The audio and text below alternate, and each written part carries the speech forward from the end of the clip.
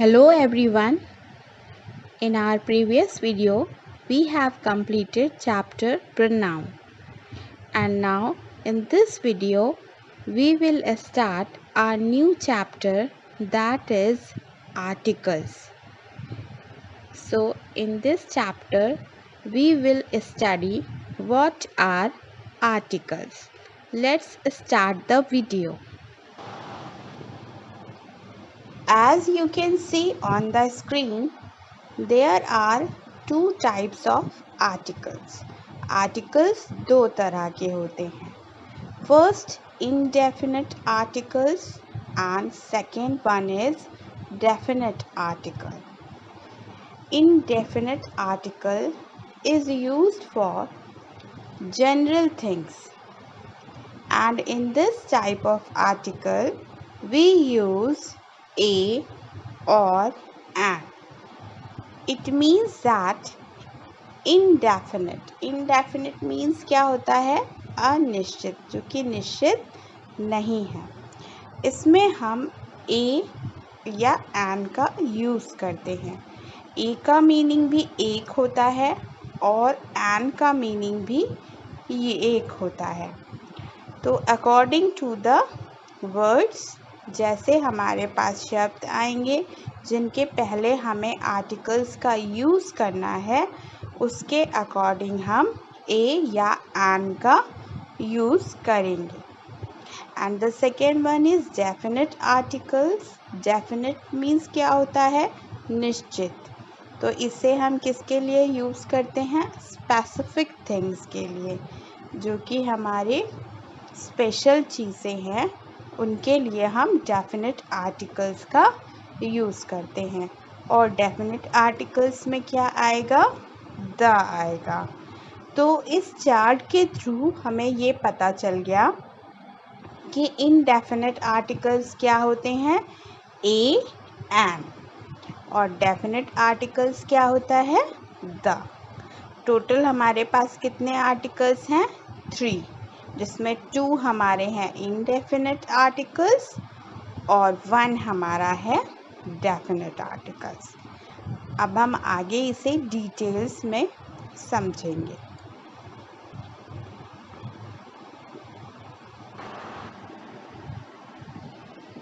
At first, we will talk about indefinite articles. It means we are talking about a and. The difference between a and an. Before using indefinite articles, you must know the difference between a and an. देखिए, indefinite articles को use करने से पहले हमें a और an का use कैसे करना है, उनके बीच में क्या डिफरेंसेस हैं, ये पता होना चाहिए. क्योंकि दोनों का मीनिंग सेम है, और जब मीनिंग सेम है तो ये हमारे पास ऑप्शन नहीं है कि हमें जहाँ मन करा हमने ए लिख दिया और जहाँ मन किया एन लिख दिया. ऐसा नहीं है. We have to see the uses of a and an. हमें इन दोनों के यूजेस को सीखना होगा. A and an have the same meaning. जैसा मैंने अभी आपको बताया कि दोनों का मीनिंग सेम है. A and an are indefinite articles. ये दोनों इनडेफिनेट आर्टिकल्स हैं. The difference depends on the sound at the beginning of the next word. देखिए, जिस भी नाउन के पहले ये यूज़ किया जा रहा है, यानी ये जो हमारे आर्टिकल्स हैं ए या एन, ये हम जिस नाउन के पहले यूज़ कर रहे हैं या जिस वर्ड के पहले यूज़ कर रहे हैं, उस वर्ड का जो फर्स्ट लेटर का साउंड आएगा उसे हमें देखना होगा.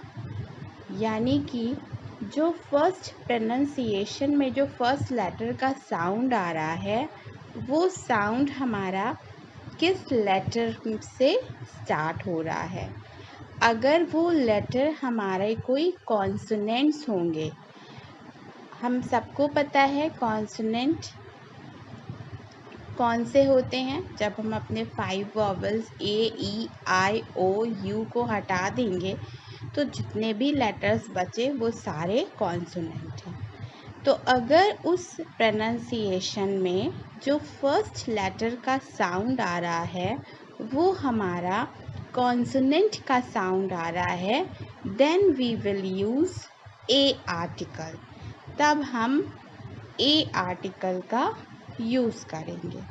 बट अगर क्या है, when the next word starts with a vowel sound, लेकिन जहाँ पर हमें यूज़ करना है उस वर्ड का जो पहला लेटर जिसका साउंड आ रहा है वो क्या है? एक वॉवल है, यानी ए, ई, आई, ओ, यू में से कोई एक का साउंड आ रहा है, then we will use an article. तब हम क्या करेंगे? एन आर्टिकल का यूज़ करेंगे। You can see the example a book. Book में देखिए, बुक ब का यानी बी का साउंड आ रहा है। बी क्या है? कॉन्सोनेंट है। हमने क्या यूज़ किया? ए यूज़ कर लिया। अ कार, क का साउंड आ रहा है यानी सी का साउंड आ रहा है। सी क्या है? कॉन्सोनेंट है, ए यूज़ किया है। अ डॉग, डॉग डी का साउंड आ रहा है, तो डी क्या है? कॉन्सोनेंट है, ए यूज़ कर लिया। अ फ्रॉग, एफ का साउंड आ रहा है। अ लेमन, एल का साउंड आ रहा है। अ ट्रक, टी का साउंड आ रहा है। तो जी ये जितने भी एग्जाम्पल्स हैं सब में किसका साउंड आया? एक कॉन्सोनेंट का साउंड आया। इसलिए हमने इन सब के पहले क्या यूज़ किया? अ आर्टिकल का यूज़ कर लिया। लेकिन अगर हमारे पास वॉवल का साउंड आता है, जैसे एप्पल, एप्पल में ए का साउंड आ रहा है तो हमने क्या यूज़ किया? एन। एग, एग में ई का साउंड आ रहा है, एन यूज़ किया। इंसेक्ट में ई का साउंड आ रहा है, एन यूज़ किया। ऑरेंज में ओ का साउंड आ रहा है, एन यूज़ किया। अम्ब्रेला में अ का साउंड आ रहा है, एन यूज़ किया। और एक्टर में ए का साउंड आ रहा है, एन यूज़ किया। तो हमें क्या पता चला कि हमें ये देखना नहीं है कि फर्स्ट लेटर लिखा क्या है। सारे बच्चों की जो मिस्टेक होती है आर्टिकल्स यूज़ करते समय वो यही होती है कि वो बस फर्स्ट लेटर लिखा हुआ देख लेते हैं। अगर वो वहाँ पर कोई कॉन्सोनेंट लिखा है तो वो तुरंत ए लिख देंगे, और अगर वहाँ कोई वॉवल लेटर लिखा है तो फिर वो वहाँ पर एन लिख देंगे, बट ऐसा नहीं है।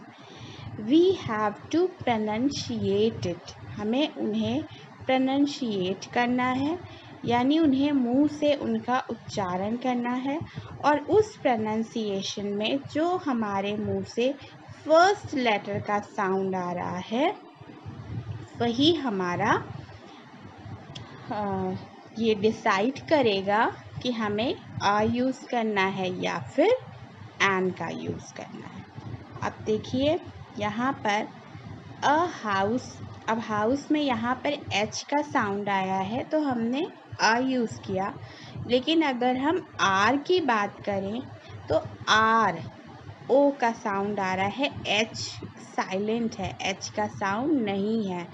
ओ क्या है? वॉवल है, तो यहाँ पर हमने क्या यूज़ किया? एन यूज़ किया।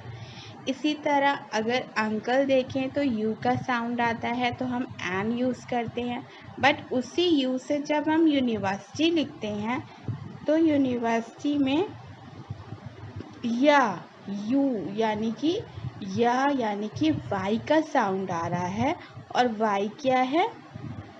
कॉन्सोनेंट है, इसलिए हम यहाँ पर हमेशा अ यूनिवर्सिटी लिखते हैं, कभी भी एन यूनिवर्सिटी नहीं होता है। ठीक है, तो आपको ये क्लियर हो रहा होगा कि हमें कैसे इसे प्रोनंशिएट करना है। अगर आपको इसमें कोई प्रॉब्लम हो रही है then you can write the pronunciation. आप उस प्रोनंसिएशन को लिख लीजिए और जैसे ही लिखिए तो जो फर्स्ट लेटर आपको मिल रहा है, जैसे आपने यूनिवर्सिटी लिखा, या लिखा, या पे ऊ की मात्रा लगाए यू, फिर आगे लिखेंगे यूनिवर्सिटी। तो यह अक्षर हमें मात्रा हटा के जो पहला अक्षर मिला वो क्या मिला, या। किसी बच्चे का नाम जब इंग्लिश में या से होता है तो हम कौन सा लेटर यूज़ करते हैं, वाई यूज़ करते हैं। और फिर हम देख लेंगे वाई क्या है, कॉन्सोनेंट है, यानी वाई का साउंड आ रहा है, तो हम आ यूनिवर्सिटी ही लिखेंगे और हमारी कभी भी मिस्टेक नहीं हो पाएगी। ऐसे ही और एग्जाम्पल्स देख लीजिए। अ कोल्ड डे, कोल्ड में सी का साउंड है, अ कोल्ड डे हो गया। A very crazy person, V का साउंड है, आ हो गया। एन ईजी लेसन, ई का साउंड है, एन हो गया। एन इंटरेस्टिंग क्लास, ई का साउंड है, एन हो गया। सो आई होप दैट these